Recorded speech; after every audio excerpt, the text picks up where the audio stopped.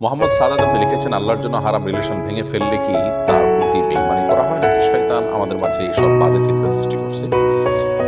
ভাই সাদাত, আপনি শেষে যে কথা বলেছেন, হ্যাঁ আপনি এটি সঠিক ধরতে পেরেছেন যে হারাম রিলেশন ভেঙে ফেলার কারণে একটা মানুষের সাথে বেঈমানি করে ফেলছে, এরকম একটা চিন্তাধারা আসে আমাদের মধ্যে, এটি শয়তান সৃষ্টি করে। আল্লাহর জন্য ত্যাগ এবং আল্লাহর জন্য ভালোবাসা থাকতে হবে। আপনি যখন আল্লাহর জন্য ত্যাগ করা শিখবেন, সেটি আপনার ইবাদত হিসেবে গণ্য হবে।